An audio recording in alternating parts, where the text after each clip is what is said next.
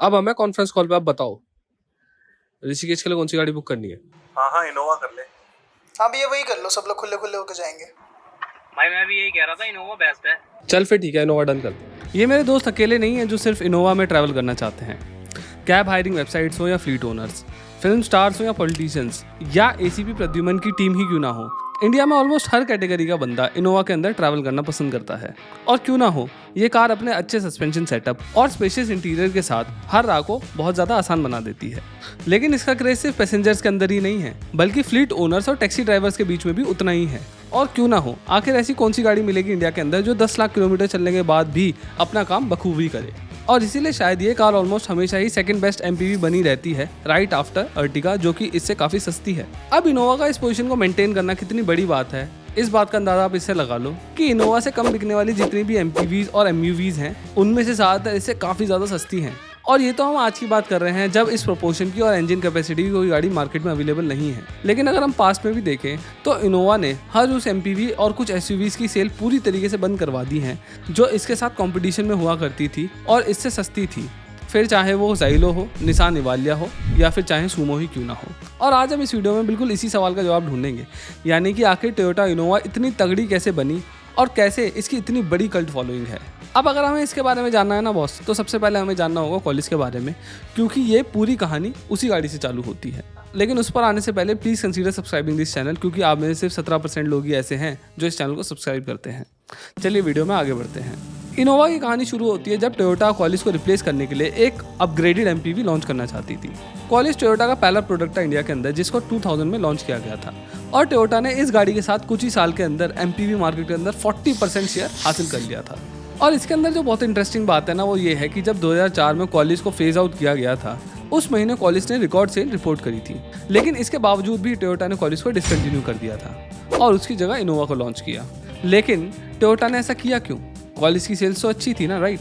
दरअसल कॉलिस को डिसकंटिन्यू करने के टोयोटा के पास 3 मेजर रीजन थे, जिसमें पहला था कंपटीशन। 2003 में महिंद्रा ने स्कॉर्पियो और शेवरले ने अपनी टवेरा को लॉन्च कर दिया था और इससे कॉलिस को बहुत तगड़ी टक्कर मिल रही थी। और टोयोटा को अपनी मार्केट रिसर्च से पता लग गया था कि कस्टमर्स कॉलिस को छोड़कर अब उनके कॉम्पिटिटर्स की तरफ जा रहे हैं और कॉलिस की मार्केट सैचुरेशन पॉइंट पर पहुंच चुकी है।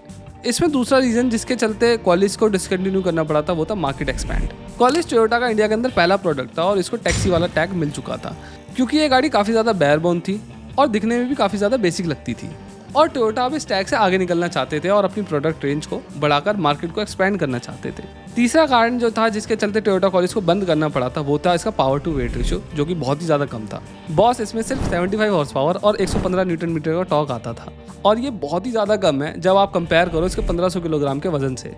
और इसीलिए इन 3 मेजर रीजंस की वजह से टोयोटा ने 2004 में कॉलिस को डिसकंटिन्यू कर दिया और नेक्स्ट ईयर यानी कि फरवरी 2005 के अंदर वो इनोवा को लेकर आ गए इंडिया के अंदर। अब जहाँ कॉलिस एक बॉक्सी शेप वाली एमपीवी थी, वही इनोवा का डिज़ाइन काफ़ी ज़्यादा कर्वी था और अपने पहले से बेटर डिज़ाइन की वजह से ये ज़्यादा लोगों को पसंद आ रही थी। और अब टोयोटा की नई एमपीवी की पावर भी पहले से काफ़ी ज़्यादा बढ़ चुकी थी, क्योंकि इनोवा के डीजल वेरिएंट में 2.5 लीटर का 2 kd FTV डीजल इंजन दिया गया था, जो कि 101 bhp पावर निकालता था और 200 न्यूटन मीटर का टॉर्क जनरेट करता था। और उस टाइम पर इनोवा का power to weight ratio Scorpio जैसी गाड़ी से भी अच्छा था। और इन्हीं सब रीजंस की वजह से जब टोयोटा इनोवा 2005 में लॉन्च करी गई, तो वो तब से लेकर 2012 तक यानी कि लगातार 7 साल तक इंडिया में बेस्ट सेलिंग एमपीवी बन के रही। अब इनोवा की कामयाबी के पीछे बाकी कारण तो थे ही, साथ ही साथ एक बहुत बड़ा कारण था इसकी मार्केट पोजीशनिंग। टोयोटा ने इनोवा के 12 वेरिएंट्स लॉन्च करे थे इंडिया में, जिसमें कि 3 तो पेट्रोल थे और बाकी सारे डीजल वाले थे। और इनोवा का प्राइस भी काफ़ी डाइवर्स रखा गया था, जैसे कि बेस वेरिएंट जो कि डीजल इंजन में आता था वो सिर्फ 6,74,000 रुपये का था, लेकिन वहीं पर जो टॉप वेरिएंट था उसका प्राइस 10 लाख रुपये रखा गया था और ये पेट्रोल इंजन में अवेलेबल था। यानी कि उल्टा है। वैसे यूजुअली हमने देखा है कि पेट्रोल गाड़ियाँ सस्ती होती हैं और डीजल गाड़ियाँ महंगी है, लेकिन यहाँ पर टोयोटा ने उल्टा कर रखा था। और अपनी इसी स्ट्रेटेजी से टोयोटा ने इनोवा को 2 टाइप के कस्टमर्स के लिए पोजिशन किया था, जिसमें पहले थे फ्लीट ओनर और टूर ऑपरेटर्स और दूसरे थे पर्सनल बायर्स, जो कि इनोवा को as a family cars use करना चाहते थे। और इनोवा इन दोनों ही टाइप के कस्टमर्स के लिए एक राइट चॉइस बनकर उभरी, क्योंकि टोयोटा ने इस गाड़ी के अंदर फुल प्रैक्टिकलिटी पर फोकस किया था, जो कि मिड 2000s में हर एक डेवलपिंग कंट्री के अंदर डिमांड थी। इनोवा के अंदर मोनो वॉल्यूम डिज़ाइन आता था, जिसमें कि कैबिन स्पेस को इंक्रीज करने के लिए इसके बोनट को काफ़ी शॉर्ट रखा जाता था और इसका 2750 mm का व्हील बेस तीनों रोज के अंदर काफ़ी ज़्यादा लेगरूम देता था। अगर आप इनोवा की लास्ट सीट में बैठे होगे तो आपको पता होगा कि उसके अंदर काफ़ी ज़्यादा जगह होती है बाकी गाड़ियों के मुकाबले। और साथ ही साथ इसकी जो ग्राउंड क्लियरेंस थी वो कॉलेज से ज़्यादा थी और माइलेज और परफॉर्मेंस दोनों ही फैक्टर्स के अंदर भी इनोवा अपने कॉम्पिटिटर से पीछे नहीं थी, जिसके कारण ये प्राइमरली टूरिस्ट टैक्सी और फ्लीट ओनर्स में बहुत ही ज़्यादा सक्सेसफुल हो गई। लेकिन टोयोटा चाहते थे कि इनोवा की पर्सनल बायर्स की मार्केट भी कमज़ोर ना हो और इस पर टैक्सी का ठप्पा ही ना लग जाए, और इसीलिए टोयोटा ने प्राइवेट बायर्स को अट्रैक्ट करने के लिए इस गाड़ी के एक्सटीरियर में कई बार चेंजेस करे।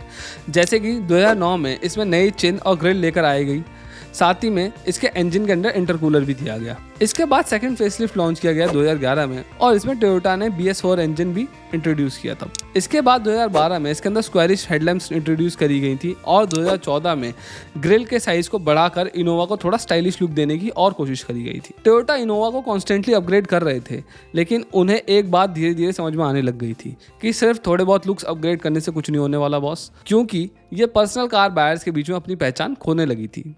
और इसीलिए टोयोटा ने मई 2016 में इनोवा की सेकंड जनरेशन को लॉन्च कर दिया, यानी कि टोयोटा इनोवा क्रिस्टा को। और क्रिस्टा आते ही मार्केट में हिट हो गई और जहां 2015 में इनोवा की 60,000 यूनिट्स सेल हुई थी, वहीं 2016 में ये बढ़कर 71,000 हो गई और 2018 में 78,000 को टच कर गई। इनोवा में 2 डीजल इंजन ऑप्शंस दिए गए थे और जो कि 2.8 लीटर वाला बड़ा इंजन था वो 172 हॉर्स पावर और 360 Nm का टॉर्क प्रोड्यूस करता था, जो कि बहुत ही ज़्यादा था पुराने वाले इंजन के मुकाबले। और साथ ही साथ अब ये गाड़ी अप मार्केट भी फील होने लगी थी और इंटीरियर्स में भी इनोवा ने बहुत ज़्यादा काम करा था इसके। अब इन्हीं सब पॉइंट्स के कारण पर्सनल बायर्स का भी रुझान क्रिस्टा की तरफ फिर से बढ़ने लगा और यही कारण था कि जहां पुरानी वाली इनोवा को ज़्यादातर टैक्सी और फ्लीट ऑपरेटर्स खरीदा करते थे, वहीं 2019 में टोयोटा ने ये कंफर्म कर दिया कि सिर्फ 10 से 12% कस्टमर्स ही क्रिस्टा को एज अ टैक्सी यूज़ कर रहे हैं। अब आगे क्या हुआ वो आप सभी लोगों को पता है। इनोवा क्रिस्टा के सेल्स के मामले में ऑलमोस्ट टॉप पर बनी रही और फिर बहुत ही रिसेंटली इनोवा ने हाई क्रॉस को भी लॉन्च कर दिया।